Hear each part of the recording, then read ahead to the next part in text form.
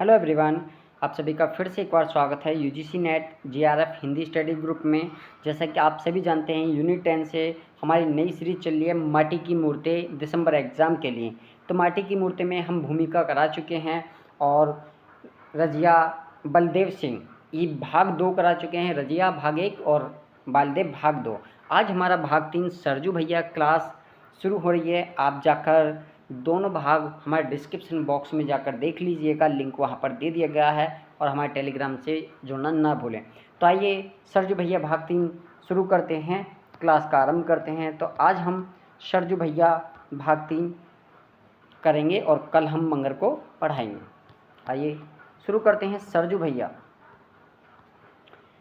सरजू मैया नहीं, सरजू भैया, यह हमारे गांव की विशेषता है कि कभी कभी मर्द गंगा, यमुना या सूरज हो जाते हैं। इस बारे में औरतें ही सौभाग्यशालिनी हैं। प्रायः उनके नामों में ऐसे अनर्थ नहीं होते। हाँ, तो सरजू भैया, मेरे घर से सटा हुआ जो एक घर है, एक तरफ 2 खपड़ेल मकान, एक तरफ मिट्टी की दीवार पर फूस के छप्पर, एक तरफ टट्टी के 2 झोंपड़े, एक तरफ मकान नहीं, सिर्फ टट्टी के खड़ा कर टट्टी को खड़ा कर छोटा सा आंगन निकाला, यानी मतलब छोटी दीवार जो होती है आंगन में, उसको बोला गया। अब छोटा सा आंगन निकाला हुआ, उसी घर के सौभाग्यशाली मालिक हमारे सरजू भैया। सरजू भैया को कोई छोटा भाई नहीं रहा और मैंने प्रथम संतान के रूप में ही अपनी माँ की गोद भरी। अतः हम दोनों ने परस्पर एक नाता जोड़ लिया। है। वह मेरे बड़े भाई हैं, मैं उनका छोटा भाई हूँ। तो यहाँ पर लेखक कह रहे हैं कि सरजू भैया मेरे बड़े भाई हैं, मैं उनका छोटा भाई हूँ। गांव के सबसे लंबे और दुबले आदमी में सरजू भैया की गिनती हो सकती है। रंग सांवला, बगुले सी बड़ी बड़ी टांगें, चिंपैंजी की तरह बड़ी बड़ी बाहें, कमर में धोती पहने, कंधे पर गमछा डाले, जब वह खड़े होते हैं आप उनकी पसलियों की हड्डियां गिन लीजिए। तो ऐसा स्वभाव है हमारे सरजू भैया का। तो हड्डियां गिन लीजिए। नाक खड़ी लंबी, भवे सघन और बड़ी बड़ी आंखें कटोरों में धसी, गाल पिचके हुए, अंग अंग की सिराएं उभरी हुई। कभी कभी मालूम होता है मानो ये नसें नहीं, उनके शरीर को किसी ने पतली डोरों से जकड़ रखा है। ऊपर की तस्वीर निसंदेह किसी भूखमरे मनहूस आदमी की मालूम होती है। किंतु क्या बात ऐसी है? सरजू भैया मेरे गांव के चंद जिंदा दिली लोगों में से एक हैं। बड़े मिलनसार हैं और मजाकिया और हंसोड़े भी हैं। ठीक है, यानी मजाकिया और हंसोड़े भी हैं। वह दिल खोलकर हंसते हैं। शरीर भर में जो सबसे छोटी चीज़ उन्हें मिली है, वे उनके पंक्तिबद्ध छोटे छोटे दांत तब बेतहाशा चमक पड़ते हैं। अंग अंग हिलने डुलने लगते हैं जैसे हर अंग हंस रहा हो। और सरजू भैया के पास इतनी संपत्ति है कि वह खुद या अपने परिवार का ही पेट नहीं भर सकते, बल्कि अगात अतिथि के सेवा पूजा भी मज़े से कर सकते हैं। तो इतनी इनके पास संपत्ति है। तो फिर यह हड्डियों का ढांचा क्यों? अब प्रश्न उठता है कि ये हड्डियों का ढांचा क्यों? मैं जवाब में एक पुरानी कहावत पेश करता हूँ। यहाँ पर लेखक अब इस जवाब में पुरानी कहावत पेश करते हैं कि काका जी दुबले क्यों? शहर के अंदेशे से। हाँ, सरजू भैया की यह जो हालत है, वह अपने कारण नहीं, दूसरों के चलते है ना। दूसरों के चलते, और क्योंकि दूसरों के चलते पाए उपकार के चलते उन्होंने न सिर्फ अपना शरीर सुखा लिया बल्कि अपनी संपत्ति की भी कुछ कम हानि नहीं की है। उनके पिता जो गुमास ताजी कहलाते थे, तो इनके पिता का नाम क्या था? इनके पिता का नाम गुमास ताजी था। ठीक है, गुमास ताजी मेरे गांव के अच्छे किसानों में से थे, यानी चौपाल, सुंदर चौपाल, साफ सुंदर उनका मकान और अच्छा खासा बैठक खाना था, जहां आज सरजू भैया की यह राम मंडैया है। खेती बाड़ी तो थी ही, रुपए और गल्ले का अच्छा लेन देन था। परिवार भी बड़ा और खर्चीला नहीं था, लेकिन उनके मरते ही सरजू भैया ने लेन देन चौपट कर दिया। बड़ी विडम्बनाई, उन्होंने क्या है, लेन देन ही चौपट कर दिया। और जब लेन देन चौपट कर दिया तब क्या होता है? चौपट कर दिया और बाढ़ ने खेती बर्बाद की। भूकंप ने घर का सत्यानाश किया। उनका लेन देन इतना अच्छा था कि वह शायद खेती को संभाल भी ना, यानी संभाल उनका वह देखिए वह शायद खेती को संभाल देते। उनका लेन देन इतना अच्छा था कि वो खेती को संभाल सकते थे, घर भी खड़ा कर सकता था। किंतु सरजू भैया और लेन देन बड़ी मुसीबत है। लेन देन, जिसे नगन शब्दों में सूदखोरी कहिए, चाहता है आदमी आदमी को खो दे। यानी सूदखोर क्या होता है? चाहता है कि आदमी आदमीपन को खो दे। वह जोक खटमल नहीं चिल्लर बन जाए। मतलब सरजू भैया जोक खटमल नहीं, सिर्फ चिल्लर बन जाएं। काली जोक और लाल खटमल का स्वतंत्र अस्तित्व है। हम उनका खून चूसना महसूस करते हैं। हम उनमें अपना खून यानी प्रत्यक्ष पाते हैं। हम उनमें अपना प्रत्यक्ष खून और देखते हैं, यानी अपने प्रत्यक्ष खून को देखते हैं। लेकिन चिल्लर मैं नहीं बन सकता। यानी गंदे कपड़े में उन्हीं सा काला कुचैला रंग लिए वह चुपचाप पड़ा रहता है और हमारा खून को यूं धीरे धीरे चूसता है और तुरंत उसे अपने रंग में बदल देता है। कौन? खटमल।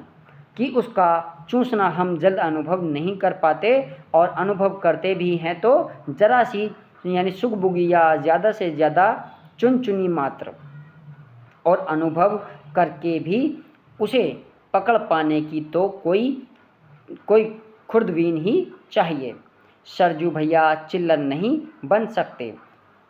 उनके इस लंबे शरीर में जो हृदय मिला है, वह शरीर के ही परिणाम से, यानी जो भी दुखिया आया अपनी विपदा बताई, उसे देवता सा दे दिया। और वसूलने के समय जब वह आंखों में आंसू लाकर गिड़गिड़ाया, तो यानी देवता ही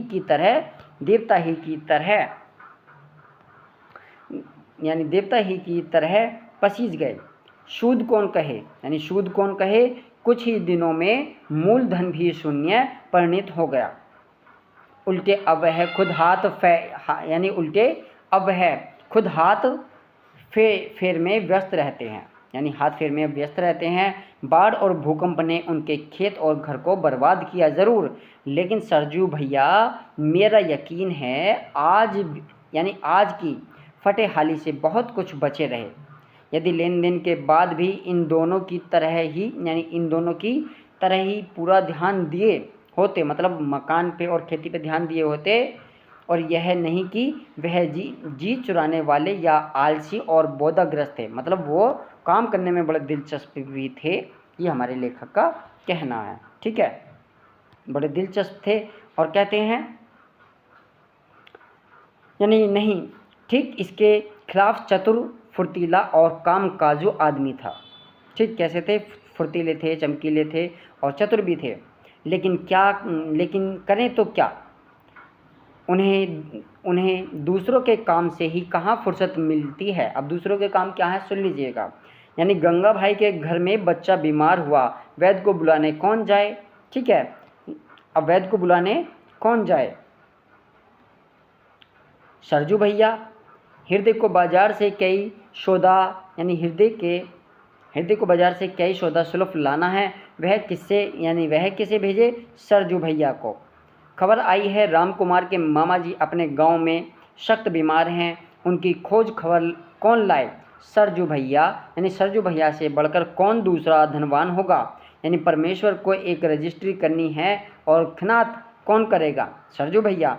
किसी के घर में शादी ब्याह यज्ञ जप हो और सरजू भैया अस्त व्यस्त, किसी की मौत हो जाने पर यदि वह अंधेरी रात में हो तो निश्चय ही कफन खरीदने का जिम्मा सरजू भैया पर होगा और यूँ गांव भर के लोगों का बोझ अपने सिर पर लेकर सरजू भैया ने न केवल अपने खेत और घर को मटिया मेट किया है बल्कि इसी उम्र में अपनी कमर भी झुका ली है। और एक दिन हो या रात, चिलचिलाती दोपहरिया हो या अंधेरी अधरतिया, सूरज भैया के सिवा सदन का दरवाज़ा हमेशा खुला रहता है। यानी हूणों ने अपनी अमर कृति ला मिजरेबल में कहा है, डॉक्टर का दरवाज़ा कभी बंद नहीं होना चाहिए और पादरी का फाटक हमेशा खुला होना चाहिए। सरजू भैया को निसंदेह इन दोनों का रुतबा अकेले हासिल है। अगर देखिए, कहते हैं कि मेरे शुद्र विचार से सरजू भैया का अस्तित्व अनुकरणीय ही नहीं, वंदनीय और पूजनीय भी है। जब जब उन्हें देखता हूँ मेरा ज्ञानी मस्तक आप उनके चरणों में झुक जाता है। लेकिन मेरे मन में सबसे बड़ी चोट लगती है तब जब देखता हूँ मेरे मन में, यानी लेखक कहते हैं कि मेरे मन में तब चोट लगती है, यानी तब जब देखता हूँ इस नर रतन की कद्र कहाँ तक होगी। यानी बहुत से लोग इन्हें शुद्धवा समझकर ठगने की चेष्टा करते हैं। यदि यही बात होती तो भी बर्दाश्त की जा सकती थी, मतलब सीधा बन के इनको ठग लिया, ये बात हम बर्दाश्त कर सकते थे। लेकिन क्या है, ये बात बर्दाश्त से बाहर थी। अब क्या होता, कर लेते, लेकिन यही नहीं, इन्हें जब तब झंझटों में डालने की कोशिश होती और यदि आक्रामक झंझट में पड़ जाते हैं तो उससे निकलने की क्या बात। और इनके तड़पने का तमाशा देखने में लोग मज़ा अनुभव करते हैं कि क्योंकि सरजू भैया तड़पें और लोग अपना मज़ा ले। अभी थोड़े ही दिन की बात है, एक दिन सरजू भैया मेरे सामने आकर खड़े हुए और मैं कुछ पढ़ रहा था। सिर नीचा किए हुए कहा, बैठिए भैया। किंतु भैया बैठेंगे क्या, यानी उनकी तो गिग्घी बंधी है और आंखों से आंसू आ रहे हैं। यानी दोबारा कहने पर भी जब नहीं बैठे तो उनकी ओर नज़र उठाई, उनका चेहरा देख दंग रह गया। मैं सन्न हो गया एकदम। क्या बात है यह, यानी बहुत आश्वासन और आग्रह पर उनकी जीभ हिली। मालूम हुआ उनके घर में एक छोटी सी घटना हो गई है। यानी जैसी घटनाएं अपने ही गांव में मैंने कई बार होते देखी हैं, लेकिन किसी ने उस ओर ध्यान नहीं दिया। यदि ज़रूरत हुई तो उन्हें सुलझा दिया और यदि किसी ने उसे बढ़ाना चाहा तो लोगों ने उसको डांट दिया। क्यों? क्योंकि वे घटनाएं ऐसे घरों में थी जिनके पास न सिर्फ लक्ष्मी बल्कि दुर्गा भी है। ठीक है, अब पैसे बात करते हैं। पैसे और भी लाठी भी है, यानी दुर्गा भी है, पैसे भी है, लाठी भी है, सब कुछ है। लेकिन सरजू भैया ने तो लोगों के लिए ही अपनी यह हालत कर रखी है और न वह किसी पर धन का धौंस जमा सकते हैं और न डंडे फटकार सकते हैं। फिर क्यों ना उन्हें तड़पाया जाए, बिल्कुल सही बात है, और रुलाया जाए। ठीक, मैंने उन्हें आश्वासन दिया, उन्हें धैर्य हुआ, वह चले गए। लेकिन रात भर लोगों की इस कृतघ्नता ने मुझे चैन से सोने न दिया। यानी सुधुआपन से ठगे जाने की एक कहानी बहुत दिन हुए मैं किसी ज़रूरत में था और कुछ रुपए के लिए परेशान था। सरजू भैया के पास यानी कुछ रुपए थे और मेरी बेचैनी वह कैसे देखते। वह रुपए ले आए, मैंने खर्च कर दिया, लेकिन आज तक दे नहीं सका। रुपए तो आए, लेकिन एक आया 2 का खर्च लेकर, और सरजू भैया सरजू भैया मांगने का हाल क्या जाने। मैं भी समझता रहा उनके रुपए यानी कहाँ जाते हैं, ज़रूरत होगी यानी मांगेंगे और दे दूंगा। लेकिन अभी तक उस दिन जो बात उन्होंने सुनाई, मैं हक्का बक्का रह गया। अब मैं हक्का बक्का क्यों रह गया, यहाँ पर बताते हैं। देखिए, मैं हक्का बक्का इसलिए रह गया और इसी बीच में उन्हें रुपए की ज़रूरत हुई। मैं इसलिए हक्का बक्का रह गया, इस बीच में उन्हें रुपए की ज़रूरत हुई, लेकिन संकोचवश मुझसे नहीं मांगा और एक सूदखोर महाजन के पास गए जो पहले उन्हीं से कर्ज खाता था, लेकिन तरह तरह के कारनामों ने अब धंधा सेठ यानी बन चुका था, वो धंधा सेठ बन चुका था और उसने झट उन्हें रुपए दे दिए। लेकिन जब चलने लगे, कहा धंधा सेठ ने कहा, यानी आपके पास रुपए जाएंगे कहाँ, लेकिन कोई सबूत तो चाहिए ही। क्या सबूत, ये सरजू भैया बोले, क्या सबूत चाहिए आपको, और मैं तैयार हूँ। सरजू भैया रुपए बांध चुके थे, ना उन्हें खोलकर लौटाया जा सकता था और न वह उसकी मांग को नामंजूर यानी कर सकते थे। अब नामंजूर नहीं कर सकते थे, नहीं कुछ नहीं, यानी कागज़ पर सिर्फ निशान बना दीजिए। यहाँ पर धन्ना सेठ कहते हैं कि कागज़ पर कुछ निशान बना दिए और आपसे यानी वाजबता और हेड नोट क्या करवाया जाए। और सरजू भैया ने बम बोला की तरह यानी कजरोटे में अंगूठा बोलकर कागज़ पर चिपका दिया, मानो किसी आधुनिक एंटोनियो ने किसी कलयुगी साइलोक के हाथ में अपने को गिरवी कर दिया।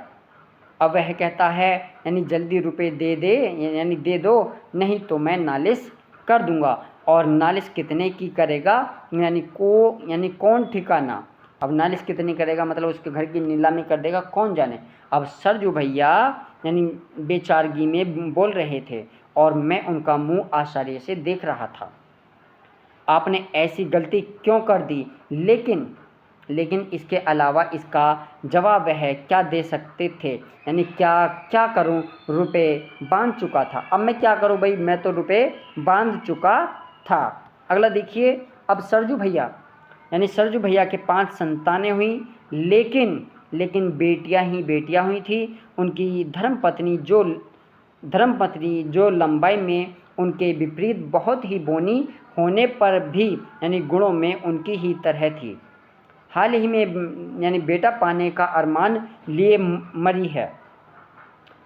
कह नहीं सकता इस अरमान ने सरजू भैया को ज़्यादा चिंतित किया या नहीं, और यानी वे बेटियों पर ही स्नेह रखते हैं। और मेरे घर में जो लड़के मेरे बेटे भतीजे हैं, उनका बचपन तो ज़्यादातर उन्हीं के कंधों पर कटा है, लेकिन बेटियां तो अपनी ससुराल जा बसेंगी। क्या सरजू भैया का यह पुश्तैनी घर खंडर बनेगा? क्या सरजू भैया की कोई निशानी हमारे पड़ोस में गुलजार ना कर सकेगी? यह कल्पना करते ही हमारे परिवार भर में अजीब उदासी छा जाती है। यानी उनकी पत्नी की मृत्यु के बाद मैंने अपनी मौसी को कहते सुना, यानी सरजू बबुआ की उम्र ही कितनी है और यही मेरे बबुआ से 4 वर्ष बड़े हैं, और फिर वह शादी क्यों ना करें, यानी क्या वंश डुबो देंगे। और उस दिन देखा, यानी मेरी ढीठ रानी सरजू भैया से झगड़ रही है, नहीं आपको शादी करनी ही पड़ेगी। तो यहाँ पर लेखक की रानी उससे सरजू भैया से झगड़ रही है शादी की जिद करने के लिए, और मैं शादी करूँगा, कहते हैं कि मैं शादी करूँगा जिससे शर्मा जी को नई भौजी से दिन रात चौहले करने का मौका मिले, क्यों ना, मैं शादी करूँगा, मेरे शर्मा जी को यानी मजाक करने का नई बहू से मौका मिले। और मुझे देखते सरजू भैया बोले और ठठाका हंस पड़े। यानी रानी थोड़ी यानी सुकुचाई फिर हंस पड़ी और मैं दोनों को देखता चुपचाप मुस्कुराता रहा।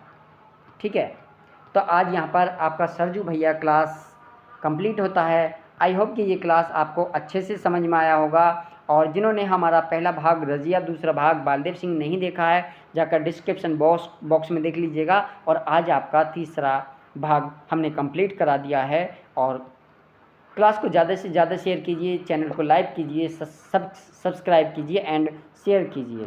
Thank you for watching.